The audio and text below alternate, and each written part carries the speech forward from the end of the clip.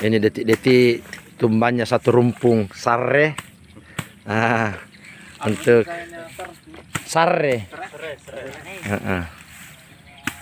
Satu pohon, satu rumpung serai untuk oleh-oleh ke Makassar, teman-teman.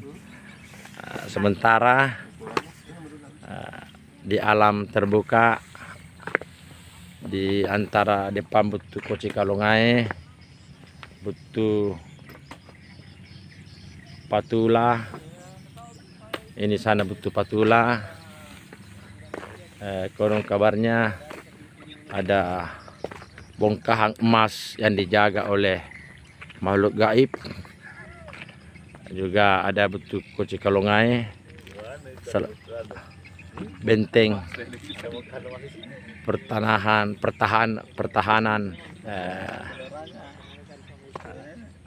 kerajaan Todakkak dulu dalam melawan bangsa penjajah dari bangsa Belanda dan bangsa Jepang.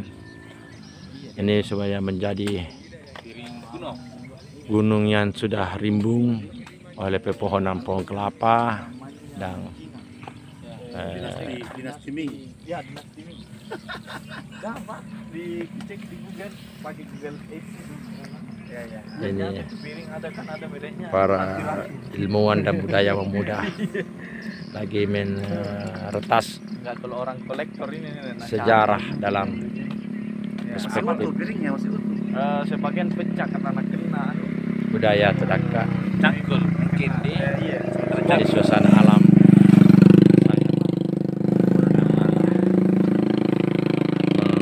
menggembirakan. Ada butuh Lajamping sebelah timur,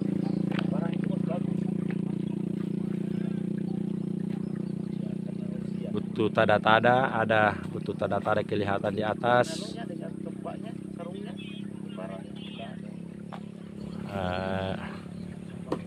Kubu Abola.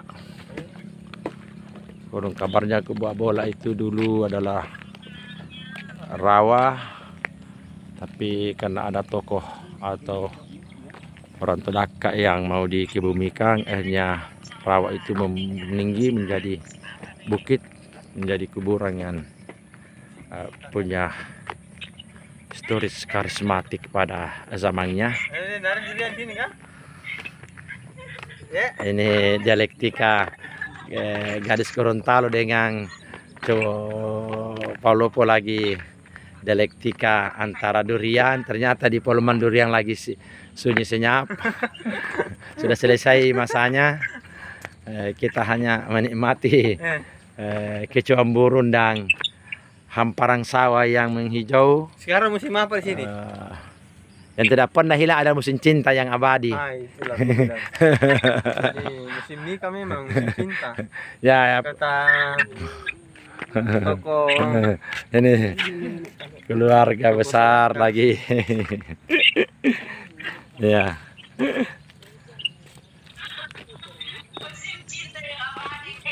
Ya. Iya.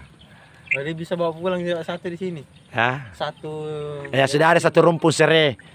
Bisa kita bawa ke Makassar untuk coba-coba nanti coba-cobanya. Kita bawa pulang ke rumah. Akram. Kalau saya lentong bawa pulang ini. Ini keberkahan alam yang Allah curahkan untuk kita, keluarga.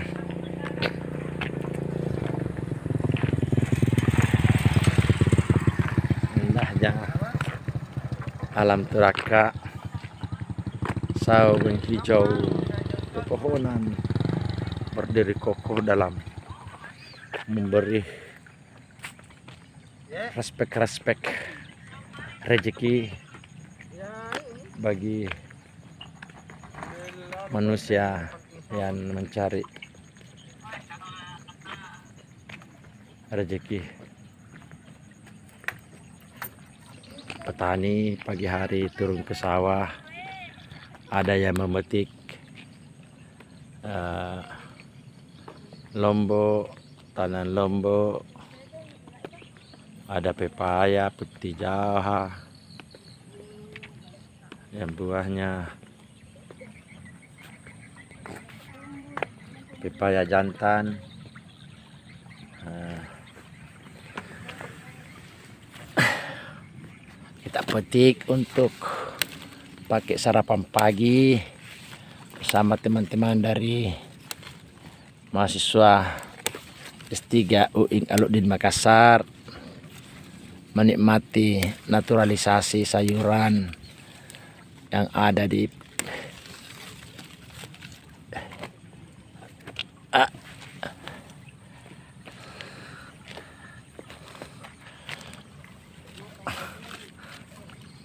anak-anak betul lah desa.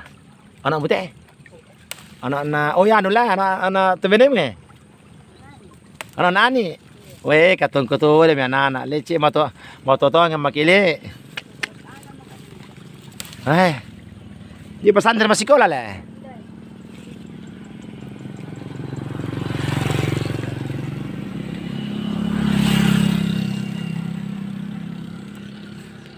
Kita mau makan buah pepaya jantan. Ini bunga pepaya.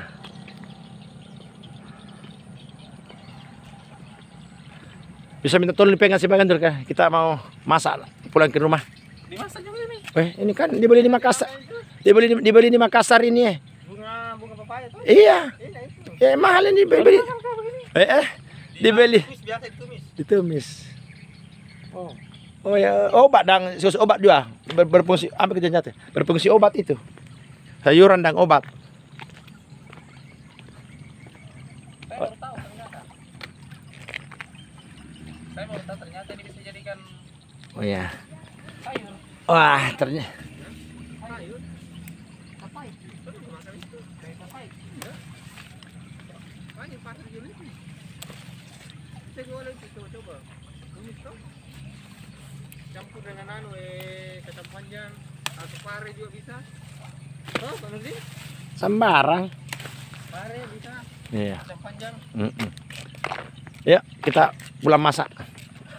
Oke. Bisa supaya saya Ya. Oke Pak Haryadi, melihat alam Tanah Todaka ini dari Palopo, apa yang bisa dicerahkan pagi ini melihat psikologi kebatinan kita? Ya, baik, bismillah. Jadi hari ini sebenarnya kita ini berada pada momentum tadabbur alam. Mentadaburi segala ciptaan alam semesta yang dihamparkan oleh Allah Subhanahu wa taala, bahwasanya hakikatnya alam ini berhikmat kepada manusia. Tumbuh-tumbuhan yang ditumbuhkan oleh Allah, kelapa, padi dan lain sebagainya, ini sebenarnya Allah hadirkan untuk menjadi pelayanan bagi manusia. Ya, diberikan manusia makan dari padi, dari hasil-hasil bumi, sehingga bisa menumbuhkan atau menggerakkan daripada manusia. Tentu seperti bahasa Prabowo begini, kita harus bersyukur kepada petani-petani. Disampaikan kepada para prajurit pada saat itu, bahwasanya dengan kuatnya kita, dengan menjaganya negara kita, ini tidak luput daripada peran-peran petani untuk mengisi daripada perut-perut kita sehingga bisa kuat menjaga NKRI, menjaga daripada alam semesta. Ya, seperti itu. Jadi memang kita harus perlu bersyukur memang dengan adanya orang-orang yang mungkin di pinggir kota seperti ini menanam daripada hasil bumi, sehingga menguatkan orang-orang yang ada di pedesaan dan tentunya terlebih lagi kepada orang-orang kota. Iya. Oke, terima kasih banyak Haryadi pemaknaannya pagi ini.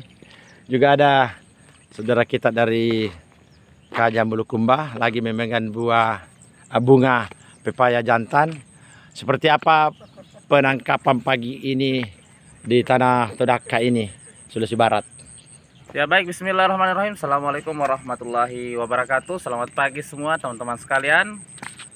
Baik, pada hari ini kita berada dalam wilayah suku Todaka.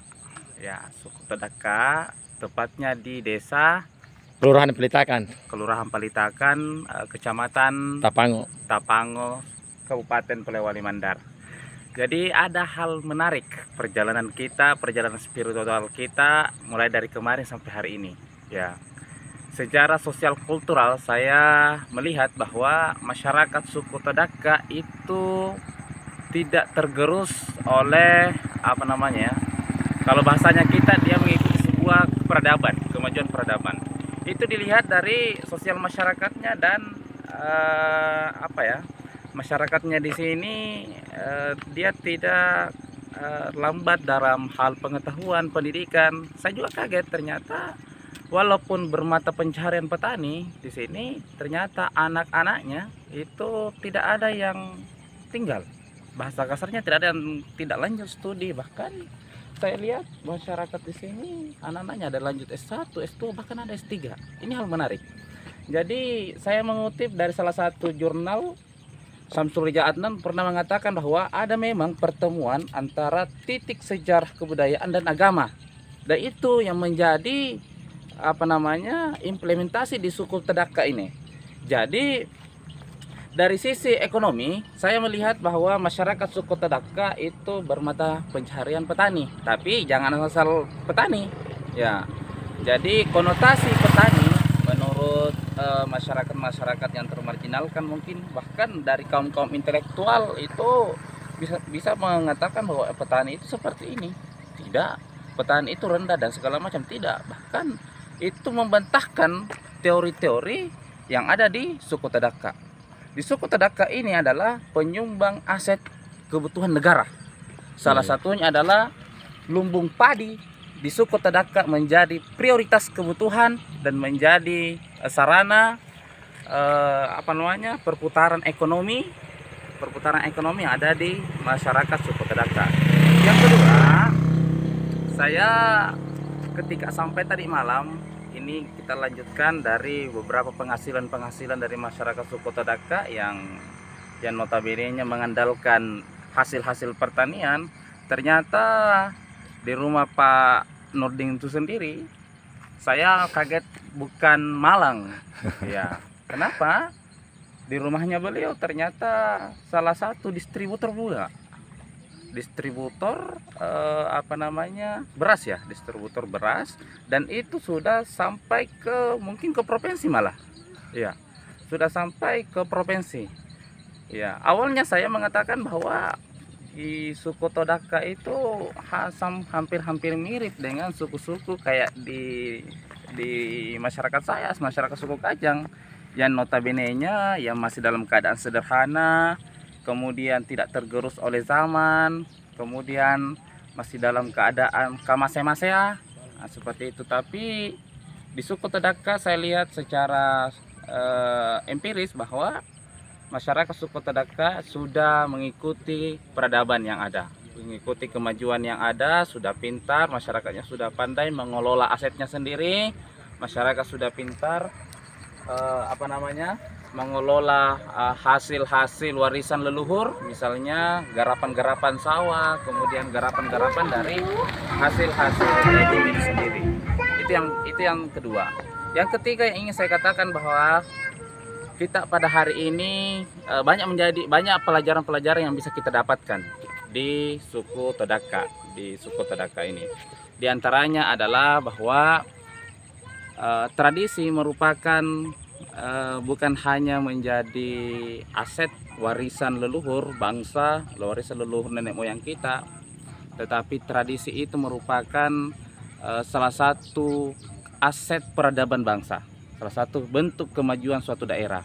Yaitu terlihat dari beberapa potensi-potensi yang bisa dimiliki oleh masyarakat suku Tadaka itu sendiri, baik dalam sosial kemasyarakatan, kemudian hasil bumi pertanian, kemudian dari jenjang-jenjang pendidikan dari masyarakat suku Tadaka itu tidak kalah jauh dengan masyarakat-masyarakat yang ada di kota, seperti itu.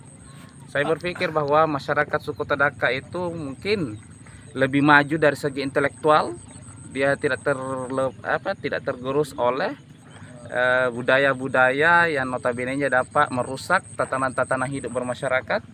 Kemudian yang terakhir, masyarakat suku Tadaka yang saya lihat adalah dia menyatukan antara sistem tradisi yang tidak yang tidak yang seirama dengan agama Islam kita.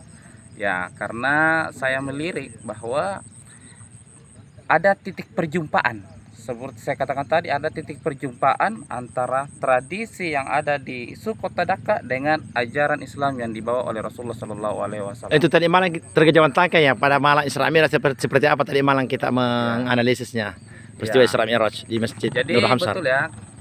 Jadi kegiatan kita ketika sudah sampai di wilayah suku Tadaka ini, ada memang kegiatan-kegiatan yang sudah kita rencanakan di awal, yaitu dalam bentuk mengisi hikmah Isra Mi'raj di salah satu masjid suku Tadaka gitu, yang bekerja sama oleh lembaga Yayasan Suku Tadaka yang dipromotori oleh Pak Nurdin, Pak NDS ya.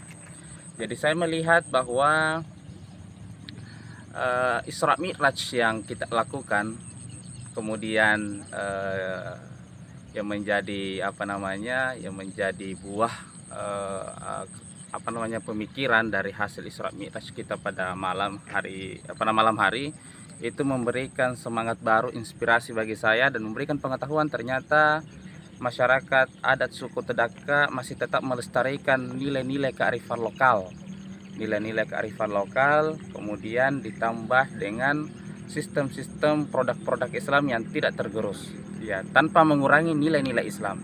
Pertama, kalau budaya-budaya kita, saya budaya sendiri di Kajang itu, Isra Mi'raj itu melambangkan sebuah kalau bahasanya kita adalah sebuah kebahagiaan, karena satu sisi lahirnya kegiatan-kegiatan seperti kegiatan-kegiatan spiritual, baik itu Isra Mi'raj dan lain-lain, itu melambangkan bahwa kita mengingat bagaimana jejak Rasulullah membawa hikmah, kemudian mengambil sebuah ibadah istimewa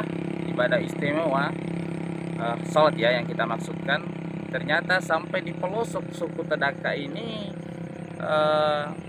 kegiatan-kegiatan ibadah, baik itu sholatnya, kemudian acara-acara Isra Mi'raj itu sendiri tetap dia menyambut dengan kebahagiaan.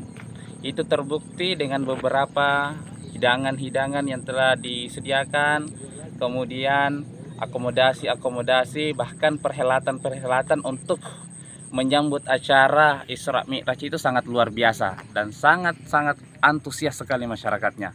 Ini membuktikan bahwa masyarakat suku Tadaka sangat-sangat menghargai tatanan bahkan budaya-budaya Islam yang dibawa oleh para